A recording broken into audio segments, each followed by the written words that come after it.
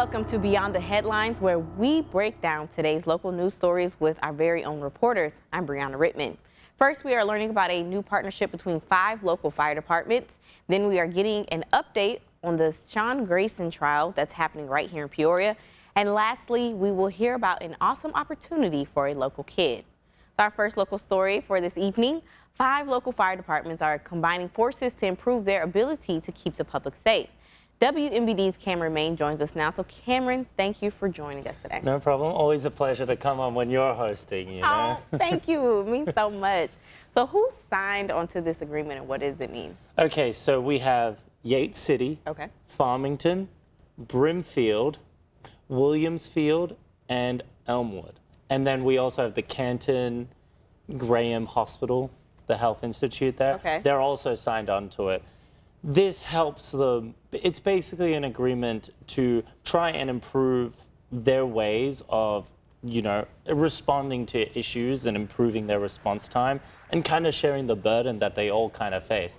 These 5 fire departments are all volunteer based. Obviously, for some of them, their chiefs are elected. It depends on the village, right? But they all have fire chiefs, but all of them are volunteer based. And so there's fires that happen there. They need to be responded to. And another thing that has happened, you know, there's ice rescues, water rescues, grain bins. That is something that they need to do. And for example, grain bins is something that they don't really have the equipment or training to actually deal with right now. What they usually have to do is they have to wait for Peoria or Canton Fire Department to come with their gear and their training to actually do the grain bin rescue, basically. Wow.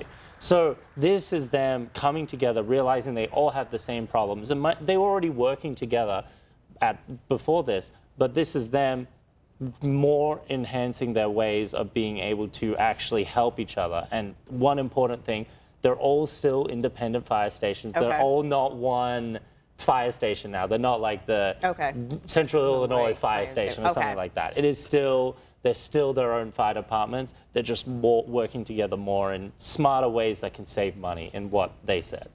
Does that impact like their 911 dispatch or anything like that? Well, funnily you mentioned that. Right now, their current system, you know, all those cities and towns and villages, they're very close to each other in the grand scheme of things. You know, they're across 3 different counties, those 3 places, and that has meant that they have 3 different dispatches and 3 different radio systems. So it's become very difficult and very hard for them to cross-communicate and figure out when to help each other. So they said one of their biggest priorities is getting that onto one radio system where they're all on it and they can always hear it and be like, okay, we can respond to that, or okay, that probably doesn't need us. You know, it's just expanding it and kind of common sense ideas of just like, we can improve it. And these places don't have a huge amount of budget, right? There's not a lot of taxpayer money going into Brimfield or Yates City, but they have the same amount of need. So they're trying to figure out smart ways to actually still run a well-oiled fire department. And for example, I think one important thing is their technology. So one of the examples that was brought up to me is they've thought about using a drone and buying that drone. And the drone can help, especially during ethanol fires and field fires, to find out where those hot spots are. And then when they get to those hot spots, they're like, okay, now we know which paths to douse to make it easier in tackling the fire. I'm not the biggest fire expert, but that was how it was explained. It makes sense to me. But the drone really helped in that. It's a 30 grand drone. The Brimfield Fire Department can't afford that on their own, or the Elmwood. But if they all chip in $6K each, they save money. But they only have one drone, but then they can share it between the departments. And another big important is joint training sessions. They're going to increase the amount of training sessions while also trying to reduce that cost by doing it together so that they don't have to pay for separate training sessions. They're all doing it together. So they're leveling up the training level that these volunteers, remember, they're not full, you know, career firefighters yet, or they don't plan to be, you know. They are volunteer firefighters. It's a great way to try and figure out how to get these guys better trained, ready to handle those situations, especially in something like a grain bin elevator. Currently their levels, this was told to me from the Elmwood Fire Chief, they're sitting at 3 or 4 hours worth of training. They want to bump that up to 12 to 16 because of this. All right, Cameron, thank you for joining us. We're going to switch gears. Halloween may be next week, but here's a story to get you in the Christmas spirit. A familiar holiday tree is getting a new look this year to mark its 40th anniversary. Okay. All right. Now, this year, those classic Little Debbie Christmas tree cakes will feature special Santa Claus packaging. The company is also giving fans a chance to win their favorite Little Debbie Christmas tree cake flavor in their 40 days of giveaway contest. Now, each day, one winner will have the chance to win their choice of Christmas tree cakes. Entry forms can be found on the Little Debbie website. Are these good? I've never had one of these before. I think we should have had Alex Berger here to tell us. Is he a big Little Debbie I think he sweet? would know. Sarah's in my ear telling me she loves them. Because I didn't even know they had different flavors till I was reading the script. Well, you know, earlier, there's a bunch of American sweets I haven't tried yet, and treats, and holiday snacks. So maybe we can. I've just gotten onto cornbread. Yeah, cornbread's pretty nice.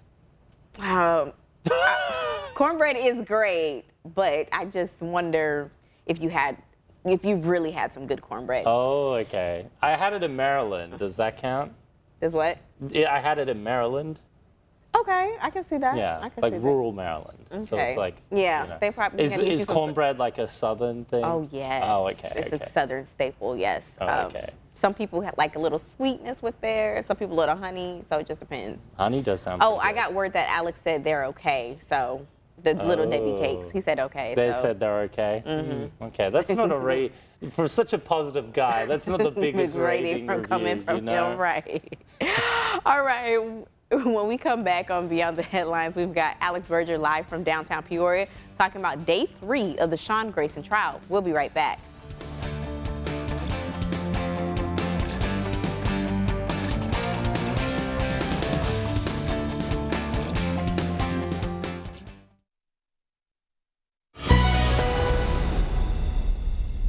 Welcome back to Beyond the Headlines, where we talk in depth with our reporters about the stories that matter to you. Our next big local story of the day, the Sean Grayson trial is underway in Peoria for day 3. Today involved testimonies from witnesses. WMBD's Alex Berger has been covering this trial all week long and joins us live from the courthouse. So Alex, break down the major points that happened today inside the courtroom. Yeah, Brianna, good evening to you. I know I'm not there in the studio, but I am out here right outside of the Peoria County Courthouse. The main part of today was watching the body cam footage. It wasn't from Sean Grayson's body cam, but it was from his partner there. They watched, that would be Deputy Farley, I'm sorry. They watched that body cam footage, and it was hard to watch for many. We did see Sonia Massey's family in the audience, and there was also Grayson's family. During the body cam footage, I'm told by our reporter inside the courtroom, Andy Kravitz, that Grayson's family looked down during it. Massey's family, some of them had to leave. There was audible crying during it. And of course, this was also in front of the jury and a packed audience. It wasn't just the families, there was more in there. They only allowed 12 members of the Massey family in there. We saw a rally outside of the courthouse here today. It was different than Monday's rally. Monday's rally brought in 122 people. That's what Shama St. Louis Boone says on her Facebook. And that is what we saw here. There was a lot of people. There was a lot of music going on. And we saw a lot of people here chanting, holding signs. Today was a little different. We only saw about 40 people, which there was still, smaller but mighty. The message was the same. They want to see justice for Sonia Massey. They want to see a guilty verdict in this. That's what they want to see. That is the only ralliers out here is for Sonia Massey, and justice for her is what they want. It went from 1 to 5 today, about 1 to 4:45. But like I said, the message was the same today from them. We did hear somebody say that they will be rallying tomorrow. So we will be right back here, right in the same spot tomorrow, doing the same thing. But the main things today, we saw 3 witness testimonies, we saw body cam footage, and we also saw more ralliers out here today. We have a full story. Like I said, Andy Kravitz has been keeping up with all the details today. We got a digital story up right now that you can check out. Okay, and what are our expectations for tomorrow? More witness testimonies? Yeah, so there will be more witness testimony tomorrow. Today was some major points. We had 3 different witnesses. One, as I said, Deputy Farley, who was there on the scene with Grayson during this incident. And he said what alarmed him was not Massey, it was actually Grayson's actions. That gave him, I believe he said, a heightened sense of awareness. And it scared him. Quite frankly, of what happened, it scared him. And he said that, and he said that he agreed with the defense, or agreed with the prosecutors in what Grayson's actions were, and that he basically said that he breached what the training is, and that it wasn't the correct protocol. The other witnesses basically talked about how after the shooting it was a very quiet scene. They said you could hear a pin drop and that everyone was shocked.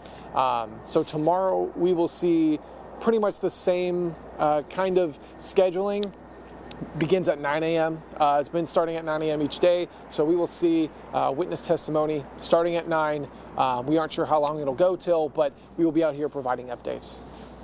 All right, Alex, thank you. We'll see you at WMBD News at 6.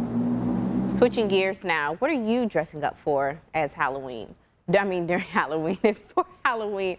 If you're still trying to figure that out, like myself, we have a few options. Check out this video. Inflatable costumes using the treadmill.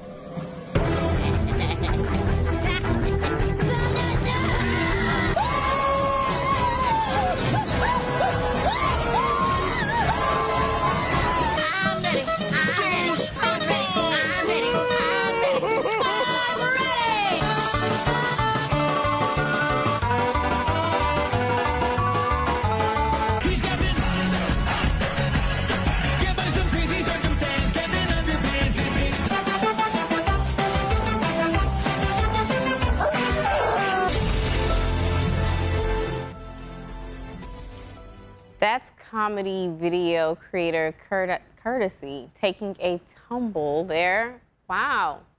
I don't think I would do any inflatable costumes, but kudos to him for dressing up on a treadmill.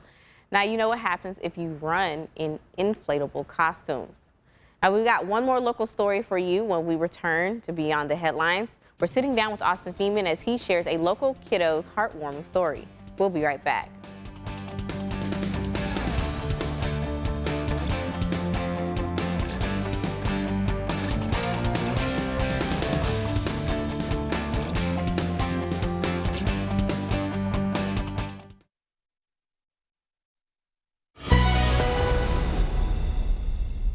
Welcome back to Beyond the Headlines, and here's our final local story for today. Every year, the University of Iowa Hawkeyes picks kids from their university's Stead Family Children's Hospital to be a kid captain. WMBD's Austin Feeman joins us now. Austin spoke with this year's kid captain and got to learn his story. So who is this year's kid captain? Yeah, so this morning I got the opportunity to go speak with Luke Johnston, who's this year's kid captain. He is the sweetest 8-year-old boy. He's from Dunlap. We bonded over cats. He had to see a picture of my cats, and he showed me his cat. Very cute. Yes. So sweet. Yes, it was very cute. But yeah, this year's kid captain is Luke Johnston. Basically, a kid captain gets to meet the team. They get their own locker in the locker room. They get a jersey. They get autographs from the team. And then they get to walk out with the team on Kids Day, which happened back in August.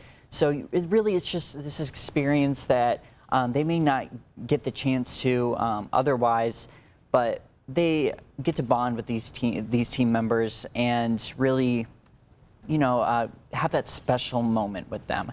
Especially with Luke's story, he had spent a lot of time in the hospital, so being able to do this and see the team that he had watched while he was in the hospital, it was really meaningful to him. You know, last year he underwent a surgery on Halloween, which was very devastating for him. You know, kids love Halloween. Right. Thankfully, the hospital staff dressed up for him and made him feel included and make sure he wasn't feeling left out on this Halloween. But he got to experience what's called the Hawkeye Wave, which the entire stadium lights up their flashlights and was waving to him in the window of the hospital that he was in. You know, the hospital that he was staying in overlooks their stadium. So they get to, being able to be in his hospital room and seeing all the support from these people who may not even know him, but, you know, the hospital is part of the university, and obviously the football field's part of the university as well. So getting all that support from supporters of the university to him really just brought that light to him that he really needed at that time. Okay, we can see more Luke's story like at 6 or something? Yeah, you can see more at 6. Okay. Details, we get to see all the visuals then. Yes. Okay. Yes. Okay, so we're going to switch gears now. Shout out to Luke, though. Yes, shout out to Luke. Such a sweet story, cutting up onions in the studio. Now, Capri Sun is embracing the ultimate Halloween prank with trick and treat pouches. The limited edition trick and treat pouches will drop Walmart each day at Walmart.com, each day at 11 a.m. The trick and treat pouches make it impossible to puncture the pouch, so you can trick your friends all Halloween. Now, each prank box includes one classic fruit punch pouch, one impossible to poke trick pouch, and extra straws for endless pranking. Interesting. So they're selling Capri Suns that You can't open. Okay. Essentially, that means you can't. So you know, if you're at a party or something, you know, put them in the cooler. That's a good one, and see who gets them. Right. You know, I imagine in my head someone handing these out for Halloween, and all the kids getting home, and they're like, I can't open that it. That too. Either like a Halloween party between a bunch of college friends or somebody in their neighborhood. You know, if I got one of those, I would just cut it open. Right, because I'd get frustrated. Right, I would get so like, mad. Probably nothing's in there for real. Right, I would probably throw it across the room and then cut it open if that didn't work. Just imagine a long night of trick-or-treating, you're thirsty, thinking you're just gonna, you know. Get a quick sip, and, you know, the quick sip turns into a very, very, very, what's the word I'm looking for? Delayed sip. A delayed sip. Yes. Never, just won't. It's horrible. Yeah, I would be too. I would also be the same person to buy them, though, and do that to my friends. Oh, yeah. I would do that. For sure. All right, well, thank you for joining us for today's Beyond the Headlines. You can find all these stories and more over on our website, ciproud.com. For breaking news and weather updates 24/7, log on to ciproud.com and download the free CI Proud to Go mobile app.